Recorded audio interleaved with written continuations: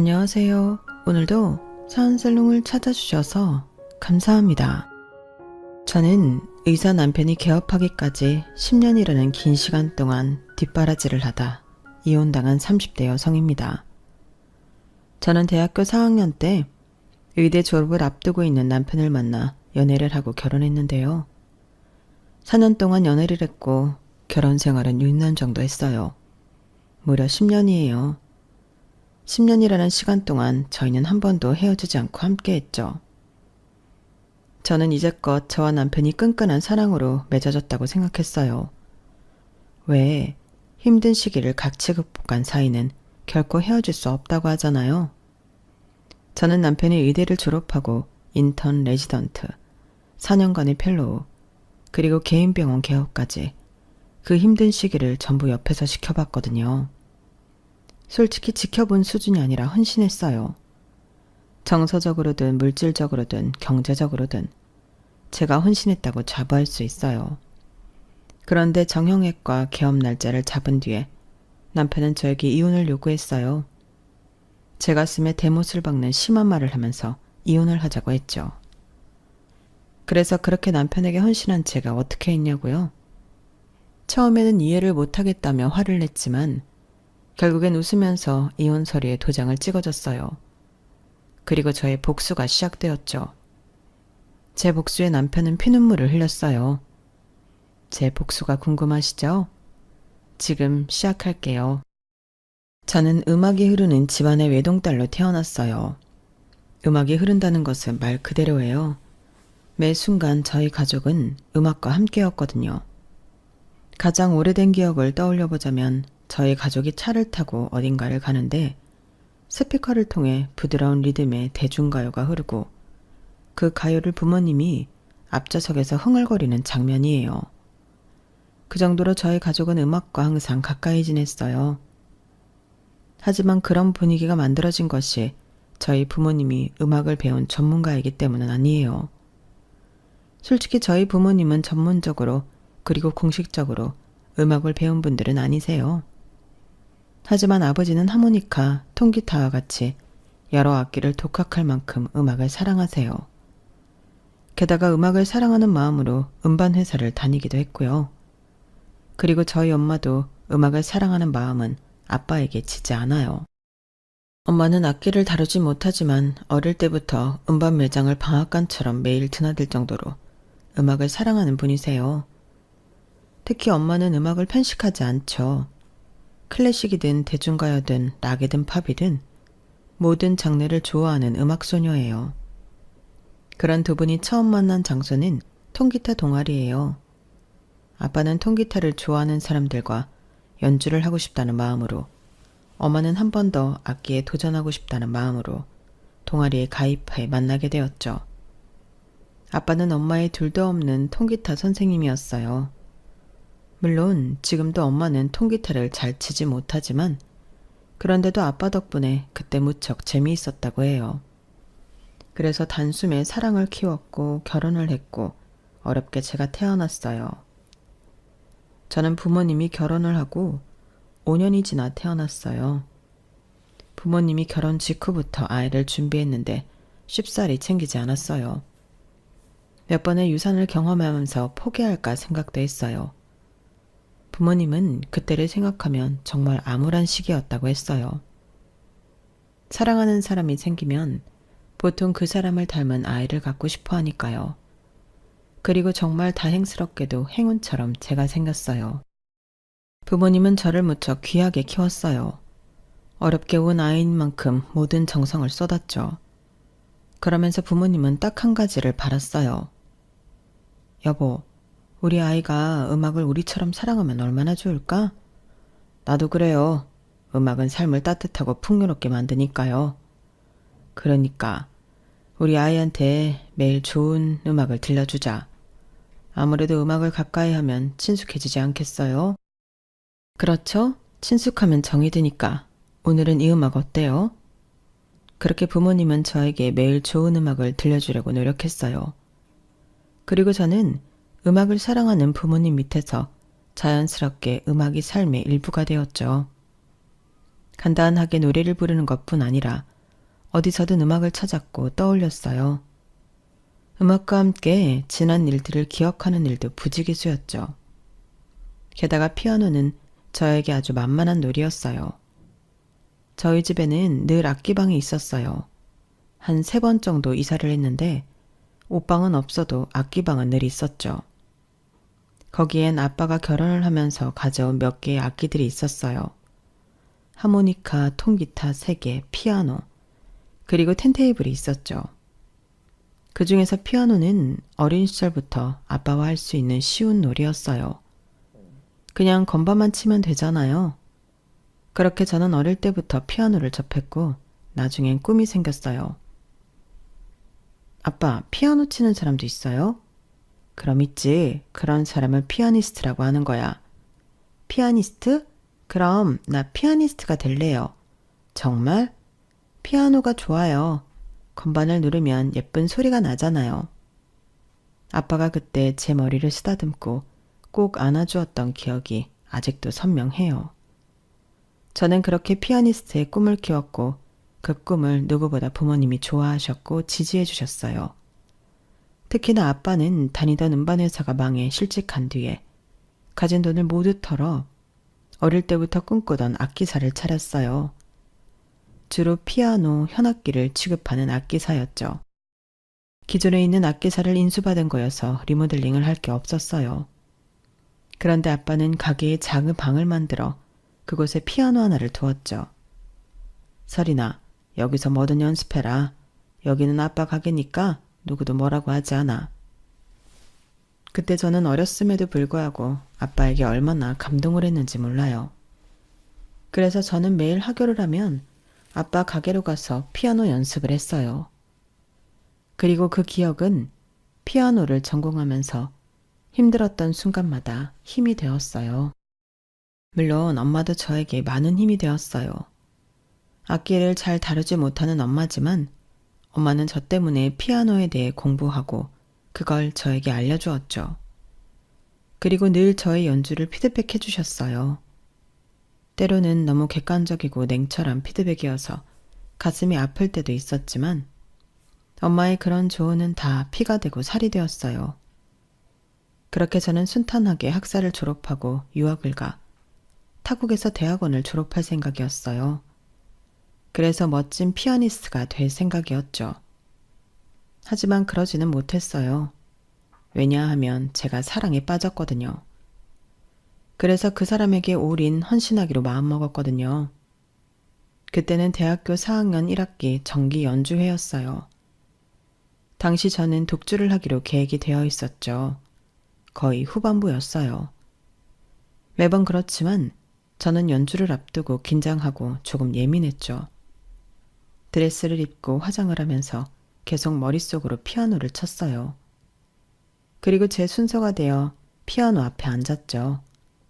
건반에 손을 올리는 순간 악보를 보지도 않았는데 자연스럽게 손이 움직였어요.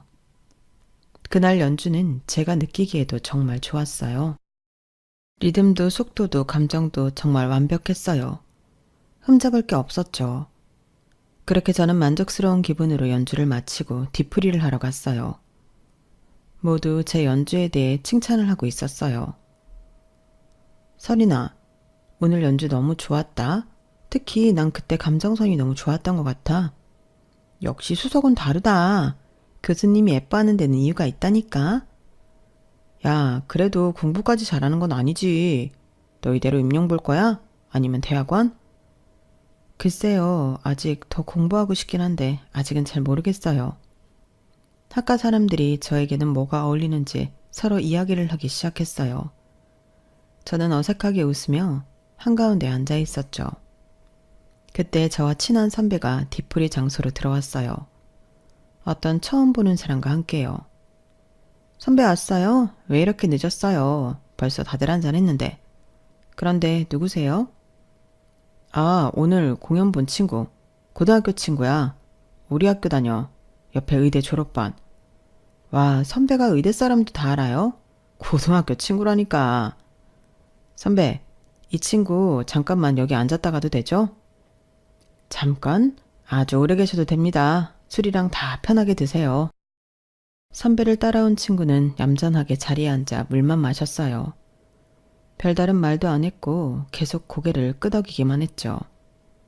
잘 보니 애초에 음악 이야기를 하는 저희 틈에 낄 정도로 조예가 깊은 것 같진 않았어요.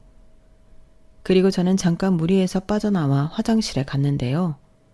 화장실에서 나오니 선배 친구가 가게 앞 의자에 앉아 있더라고요. 저는 조심스럽게 다가갔어요. 너무 저희끼리 아는 이야기만 해서 재미없으시죠? 아니에요. 저도 음악 좋아해요. 오늘 연주 잘 들었습니다. 쑥스럽게 감사합니다. 정말 좋은 연주였어요. 솔직히 전공자분들보다는 음악을 잘 모르지만 한편의 이야기를 듣는 것 같았어요. 음악에서 희노애락이 느껴진다는 건 처음 알았어요. 좋게 봐주셔서 감사해요. 다음에 공연하면 또 오세요. 혹시 졸업하면 계획이 어떻게 되세요? 아직은 잘 모르겠어요. 더 공부하고 싶기도 하고, 바로 관련된 일을 하고 싶기도 하고, 사실 경험도 무시 못하잖아요. 더 공부를 한다면 아무래도 유학이겠죠? 욕심을 부리자면 그렇겠죠. 제 말에 선배 친구는 조금 실망한 듯한 표정을 지었어요. 왜요? 조금 아쉬워서요. 뭐가요? 사실 그 전부터 호철이가 공연 보러 오라고 했었거든요. 그 전이라면 언제요? 예과 때도 그랬고 늘 오라고 했어요. 연주 있을 때마다. 그런데 그때마다 공부할 거라고 가지 않았거든요. 네. 그런데 지금 너무 후회하는 중이에요. 왜요?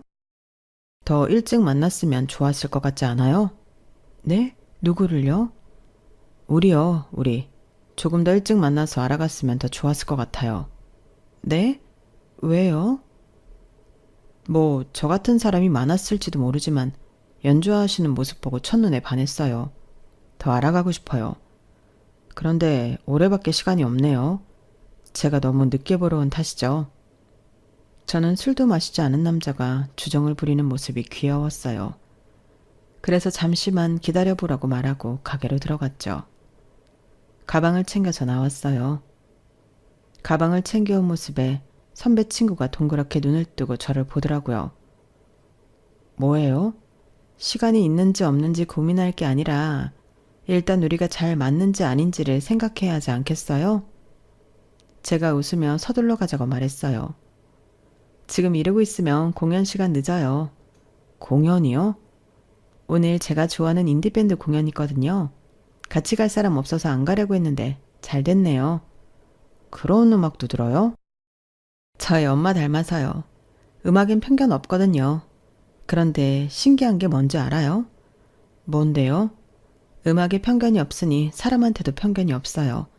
그러니까 지금 처음 본 사람이랑 공연 보러 가잖아요. 제가 그렇게 말하자 남자가 우뚝 섰어요.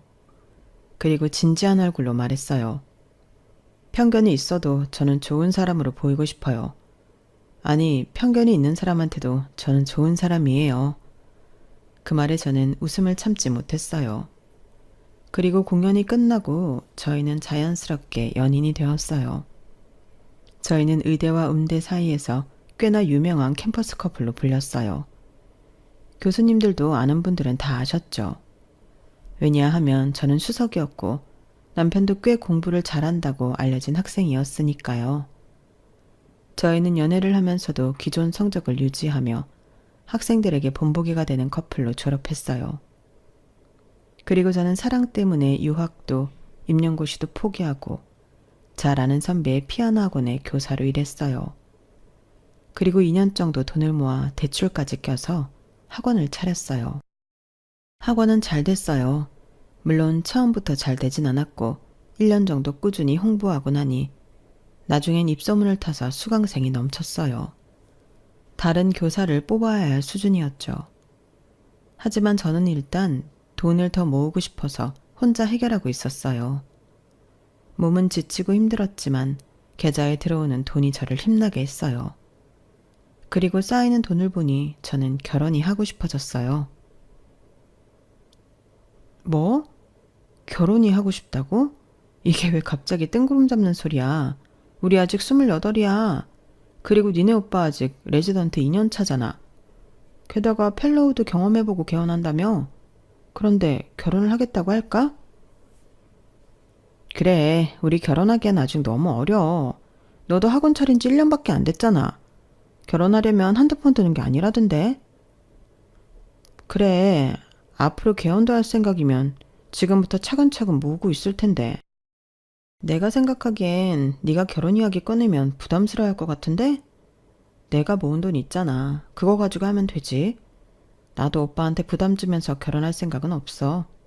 야, 왜 그걸 다 네 돈으로 해? 결혼을 한다면 당연히 니네 오빠도 써야지.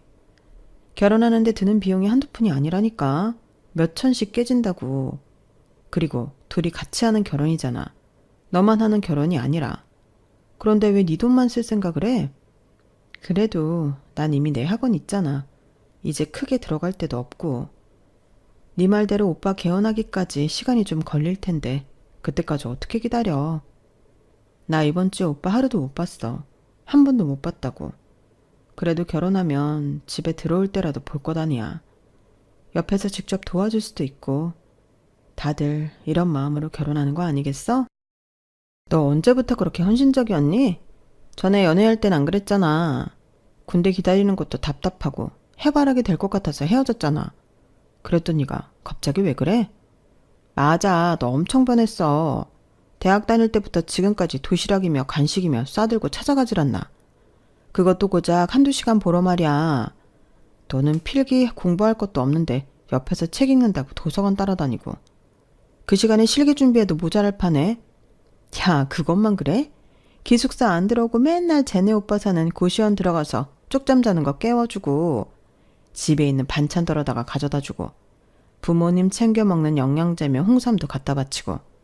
지금 생각해보니까 난리다 난리야. 지금은 안 그러지? 야, 그럼 맨날 싸구려 햄에다 밥, 김에다 밥 먹는 걸 어쩌니? 그리고 지금은 당연히 내가 사서 주지. 그때는 돈이 없었잖아. 그때만 돈이 없었어? 너 선배 학원에서 일할 때도 마찬가지였거든. 그땐 학원 차리려고 돈 모은다고 그랬지. 정말 너희 부모님이 보살이셔, 보살이야. 너희 부모님은 니네 오빠 싫어하진 않으시니? 나라면 무지 싫어할 것 같은데. 싫어하진 않으셔. 뭐 얼마 전에 유학 안 간 진짜 이유가 오빠 때문이라는 거 알았을 땐 좀 충격받으시긴 했지. 그걸 이제서 하셨어? 그동안 말을 안 했단 말이야? 그걸 어떻게 말해. 하늘을 우러러 한 점 부끄러움 없으면 말해야지. 안 그래? 그러게. 비밀로 한다는 건 네가 찜찜하다는 걸 아는 거다. 아이 참, 다들 왜 그래. 내가 오빠랑 결혼하는 게 싫어? 왜 자꾸 트집만 잡아. 우리는 네가 변한 게 이상해. 그렇게 피아노만 고집하던 애가 꿈도 포기하고 하나부터 열까지 니네 오빠한테 맞추잖아. 지금에서야 맞는 짝을 만난 거 아닐까? 그러니까 내가 안 하던 짓을 계속하지. 말이라도 못하면. 아무튼 절대 네 돈으로만 결혼식 하지 마. 나는 완전 반대야. 그러면 나 네 결혼식에 참석도 안 할 거야. 차라리 니네 오빠 집에다 결혼하고 싶으니까 돈 달라고 그래. 돈은 내가 말해서 우리 오빠 사정 다 알면서. 알지. 아버지는 수술 부작용으로 30년 전에 편마비로 고생하시고, 그래서 어머니는 혼자서 식당 주방일 하면서 사남매 키우시고, 누나는 가정 형편 때문에 고등학교 자퇴하고 일 시작했고, 형은 공부 잘하는 네 오빠 때문에 대학 포기하고 이랬고. 맞아. 그래서 누나랑 형 덕분에 오빠는 의대 갈 수 있었고, 죽어라 공부해서 장학금 받으며 졸업했어. 물론 매번 받은 건 아니지만. 그래서 나는 오빠 집에 그런 이야기 못해. 오빠 의사 만들어준 것만으로 난 감사해. 열려나셨다 열려나셨어. 오빠는 너를 만난 걸 천운으로 생각해 한다니까. 어떤 여자친구가 그렇게 해. 요즘 세상에 너처럼 헌신하는 애가 어딨어? 게다가 네가 오빠한테 사준 옷이며 신발이며 그게 다 얼마야. 그렇게 비싼 브랜드는 못 사줬어. 나도 용돈 받고 아르바이트 해봤자 몇 시간 했겠어. 그래서 비싼 건 못 사줬지. 야, 그래도 저번에 오빠만 낡은 노트북 쓴다고 노트북 사줬잖아. 아무나 그렇게 해주는 줄 알아? 사실 그때도 엄마한테 조금 빌려서 산 거다. 물론 지금은 갚았지만 아, 이것도 어머니 모르시지? 알았으면 결혼한다고 해도 반대했을 거다. 그랬을까? 지금도 반대할 수도 있어. 누가 딸이 있는 거 없는 거 다 주는데 좋아하겠니? 데이트할 때 니네 오빠 계산하긴 했니? 편의점에서 뭐 살 때? 길거리 음식 먹을 때도 냈고, 그래도 고시원에서 밥 먹을 때가 더 많았으니까. 고시원은 내가 알기로 밥은 무료로 준다던데? 맞지? 그리고 반찬은 네가 집에서 가져온 거였을 테고. 에이, 그래도 우리 오빠 내가 해주는 걸 얼마나 고마워하고 또 미안해한다고. 그거면 됐지. 안 그래? 그래서 결혼을 하겠다고? 해야 할 것 같아. 정말 진심으로 그렇게라도 얼굴을 봐야 내가 살 것 같아. 그리고 저는 정말로 남편에게 결혼을 하자고 졸랐어요. 친구들의 말대로 남편은 당황하더군요. 무슨 결혼이야, 갑자기? 갑자기라니, 우리가 이제 4년이나 만났는데. 오빠, 4년이면 결혼하기에 조금 늦은 거라는 말도 있어. 누가 그래? 연애도 너무 길면 안 좋대. 그러니까 하자. 우리 같이 살면 너무 좋을 것 같지 않아? 매일 얼굴도 볼 수 있고, 내가 속옷이랑 옷 병원까지 가져다 주기도 편하고, 그리고 고시원에 사는 거 너무 답답하지 않아? 나랑 정 결혼하기 싫으면 본가에라도 들어가. 같은 지역에 살면서 왜 따로 살아? 집에는 절대 안 들어가. 집보다 고시원이 더 편해. 그럼 나랑 살든지. 계속 왜 그래? 어디서 뭘 본 거야? 뭐 안 봤어. 오래전부터 생각했던 거야. 무슨 돈으로? 무슨 돈으로 결혼할 건데? 나 모아놓은 돈 있어. 나는 절대 그 돈으로 충분하지 않을 것 같은데? 오빠, 나 무시해? 나 이래봬도 원장이야. 지금 엄청나게 많은 수강생들 나 혼자 해결하고 있다고. 쏠쏠하게 모아놨으니까 그런 건 걱정 마. 하지만 남편은 자꾸 결혼을 미루려고 했어요. 개헌할 때까지만 기다려. 그걸 언제 기다려. 그냥 내 돈으로 일단 하자. 나중에 오빠가 개원하고 갚으면 되지. 나 매일매일 오빠 보고 싶단 말이야. 우리 결혼하자. 돈은 걱정하지 말고 내가 다 알아서 할게. 합리적으로 준비하자. 응? 결국 남편은 저에게 졌어요. 저는 고시원에서는 소리를 지르면 안 되니까 입을 막고 기뻐했어요. 그리고 그 다음 날부터 저는 남편과 부부가 되기 위해 준비를 하기 시작했어요. 우리는 우리 힘으로 하자. 어른들한테 도움 받지도 말고 부담 주지도 말고. 알겠지? 그럼 어떻게 할 건데? 모아놓은 돈이 그렇게 많아? 넉넉하진 않아. 그래서 적금 깨서 투룸 보증금이랑 첫 달 월세 내고 결혼식은 예쁘고 화려하고 이것저것 따지지 말고 제일 저렴한 데에서 하자. 웨딩 촬영은 우리가 셀프로 해. 결과물이 어떨진 모르겠지만 그래도 우리가 직접 하면 돈도 절약되고 더 추억으로 기억하지 않겠어? 그래도 드레스랑 턱시도는 빌려야 할 것 아니야. 내가 인터넷에서 5만 원짜리 드레스 봤어. 턱시도도 비슷하게 살 수 있을 거야. 그럼 가전제품이랑 가구는? 일단 중고로 알아보자. 그리고 6월 상품이나 신혼부부 할인도 있을 거고 그렇게 사면 될 거야. 나머지 필요한 건 천양마켓 같은 데서 사지 뭐. 어차피 그런 건 평생 쓸 것도 아닌데 비싸게 살 게 뭐 있어. 정말 이렇게 결혼해도 되겠어? 조금만 기다리면, 내가 개헌할 때까지 기다리면 더 넉넉하게 할 수 있잖아. 난 그 전까지 못 기다릴 것 같아. 지금도 봐. 우리 몇 주 만에 만난 거야. 그것도 내가 결혼에 대해 상의할 게 있다고 말해서 오빠가 겨우 시간 내서 만난 거라고. 오빠는 우리가 이렇게 만나는 게 좋아? 솔직히 우리가 4년을 만났지만 그 중에서 과연 만난 날만 따졌을 때 몇 년이나 될까? 오빠는 지금 나랑 결혼하는 게 싫어? 싫다기보다는 더 준비되었을 때 제대로 하고 싶은 거지. 준비될 때까지 기다리다 보면 때를 놓칠 것 같아서 그래. 그리고 혹시나 물어보는 건데 지금 내 돈으로 하는 게 불편하진 않지? 불편하지. 미안하고 괴롭지. 내가 지금 개헌 때문에 묶어둔 돈을 깨야 하나 이 생각도 해. 아니 오빠 그럴 필요 없어. 결혼은 내 힘으로 할게. 그리고 전에도 말했지만 정 오빠가 마음이 불편하면 개헌하고 갚으면 돼. 물론 그때는 이미 오빠 돈이 내 돈이고 내 돈이 오빠 돈이겠지만. 저는 속상해하는 남편의 마음을 풀어주려고 애썼어요. 그리고 저는 합리적인 가격으로 결혼하기 위해 머리를 굴려가며 노력했죠. 웨딩드레스도 그렇고 결혼식에 필요한 기본적인 것들이 다 비싼 금액부터 시작해서 슬슬 머리가 아파왔어요. 그런데 그런 저를 보고 남편이 물었어요. 너희 부모님은 안 도와주신대? 뭘 도와줘? 우리 결혼하는데 안 보태주신다고 그랬어? 우리 엄마 아빠가 왜 보태줘? 우리 약속했잖아. 어른들한테 손 안 벌리기로. 말은 그렇게 했지만 도와줄 수도 있잖아. 요새 악기사가 많이 안 좋아서 여쭤보기가 좀 그래. 악기사가 말이 악기사지. 요새 누가 악기를 친다고 업종을 좀 바꿔보시라 그래. 뭐? 봤잖아. 요새 누가 악기를 배워. 누가 악기를 돈 주고 사. 진짜 몇 안 될걸. 그리고 사도 구닥다리 같은 데서 안 사지. 요새 인터넷에서 더 다양하게 팔 텐데. 아, 어플도 있더라. 악기 어플. 휴대폰 하나로 여러 악기 소리 내던데. 세상이 그렇게 발전하고 있는데 너무 정체되어 있잖아. 가게 자체가 말이야. 그리고 생각해보면 음악이라는 게 얼마나 허황스러워. 현실적이지도 않고 실용적이지도 않고 돈도 잘 못 벌고. 그러니까 아버님 보고 업종을 바꿔보라고 그래. 게임도 좋겠다. 나도 음악하는 사람인데? 자기는 음악을 한다기보다 교육자지. 가르치는 거잖아.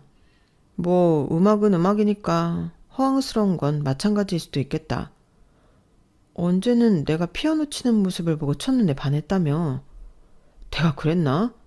요새 정신이 하나도 없어서 기억이 잘 안 나네. 아, 그리고 저번에 피아노방 하나 만든다고 그랬나? 생각해보니까 집에 피아노 들이는 거 별로인 것 같아. 어차피 치면 층간소음밖에 더 되겠어. 그냥 피아노는 학원에서 쳐.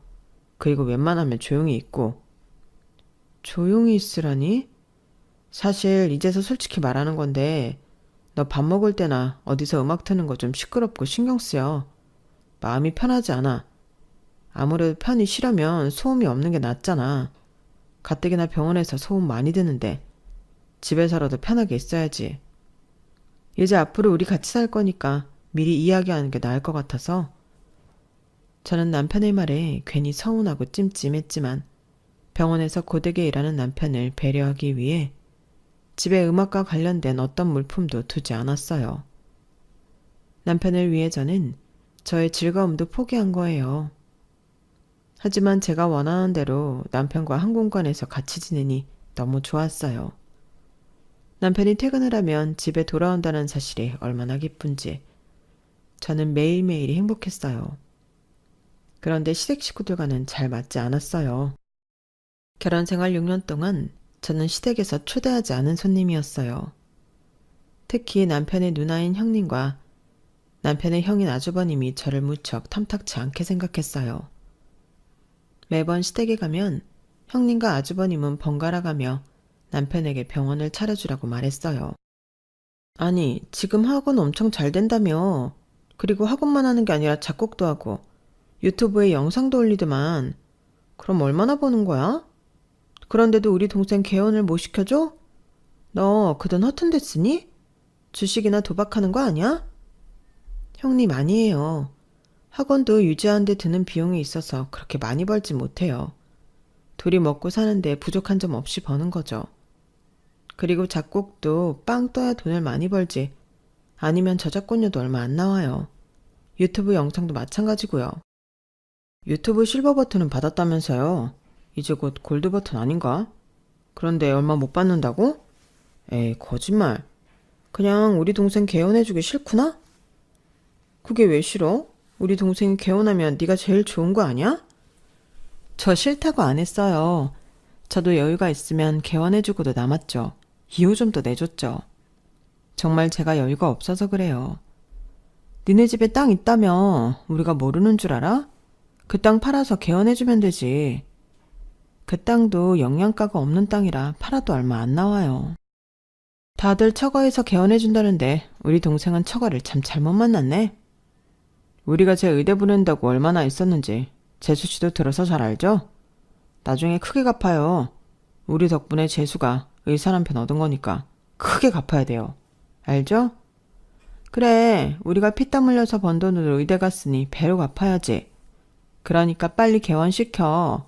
이러다 내 목 빠지겠다. 저는 이런 말을 결혼 생활 6년 동안 시댁에 갈 때마다 들었어요. 그리고 남편은 그런 시누이와 아주버님에게 아무 말도 하지 않았죠. 그리고 레지던트를 마치고 자기 계획대로 펠로우 4년 동안 경험을 다진 남편은 드디어 돈을 모았는지 개원 날짜를 잡았어요. 저는 남편을 축하해주기 위해 케이크를 준비했죠. 그런데 집에 돌아온 남편은 뜻밖의 말을 했어요. 우리 이혼하자. 어? 뭐라고? 우리 이혼하자고. 여기 서류도 다 챙겨왔어. 나는 작성했으니까 너만 작성하면 돼.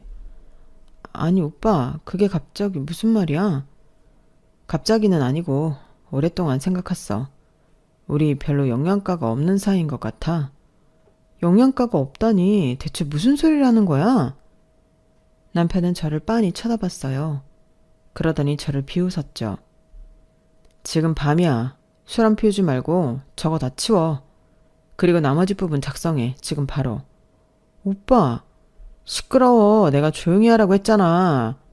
그리고 내가 이 말까진 안 하려고 했는데 야, 설이나.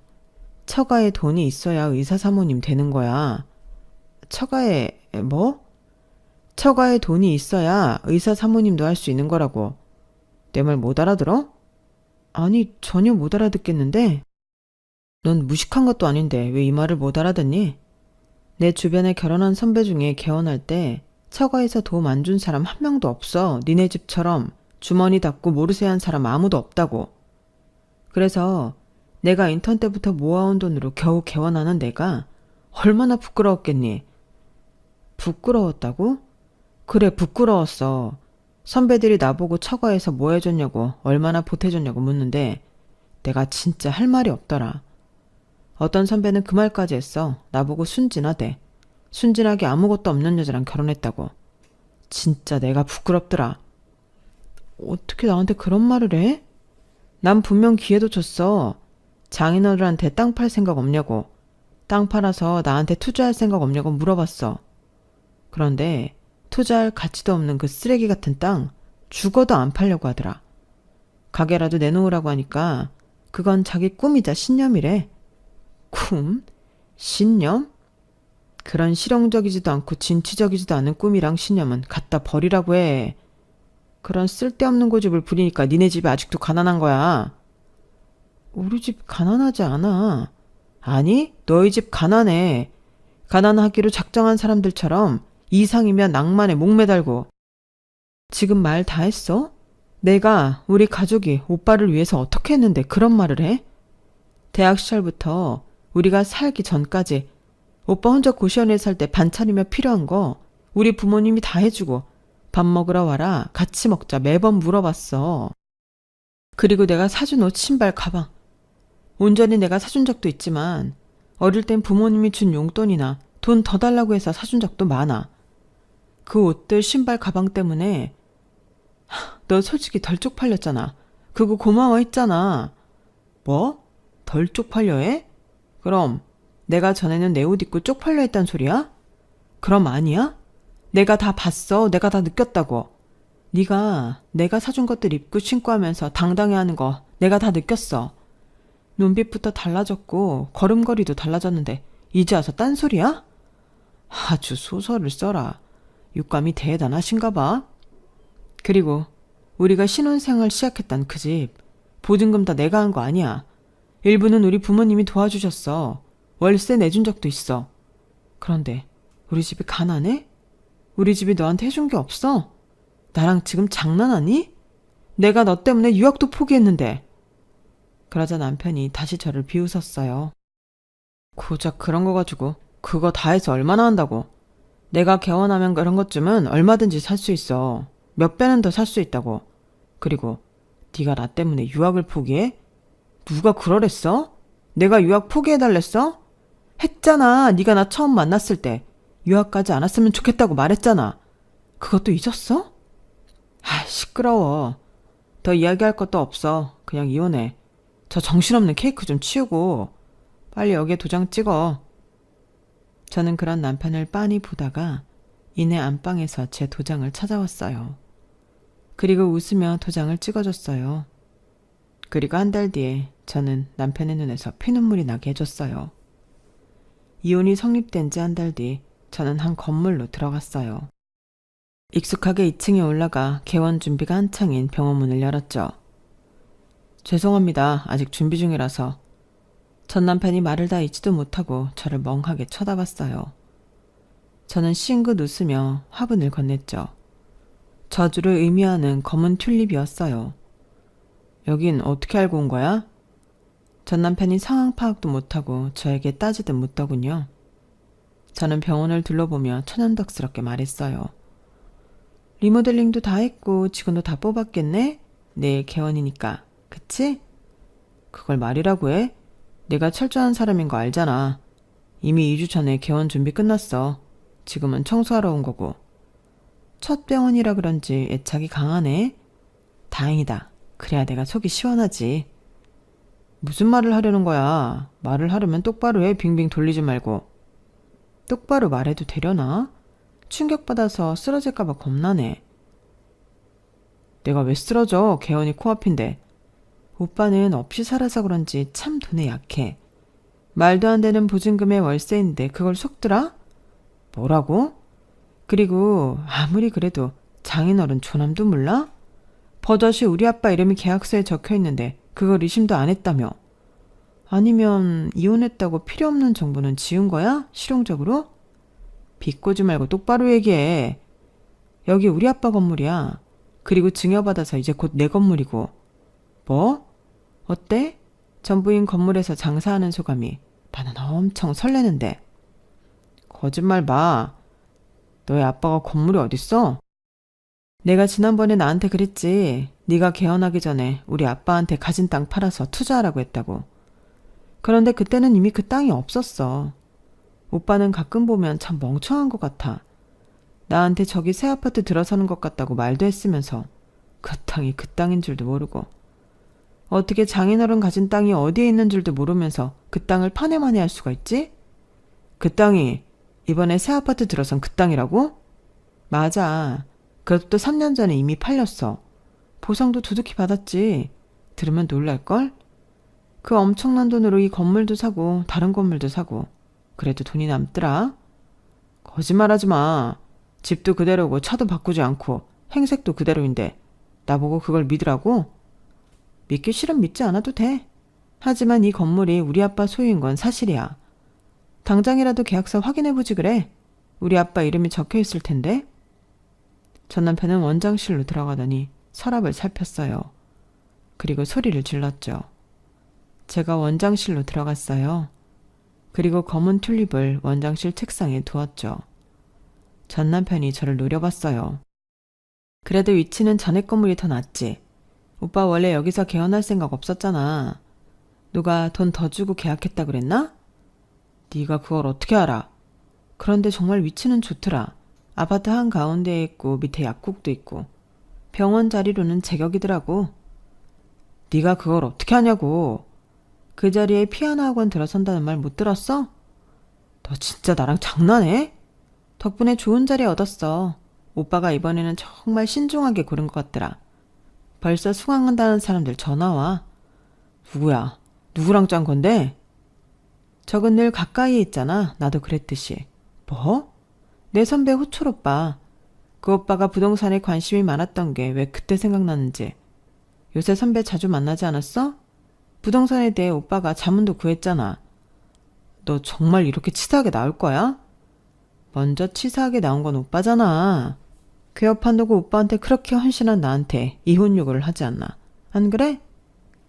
전 남편이 화를 참을 수 없는지 고래고래 소리를 질렀어요. 저는 이혼 서류에 도장을 찍고 복수를 결심했어요. 이 상황을 물 흐르듯 넘길 수 없었죠. 그래서 전 남편의 뒷조사를 했어요.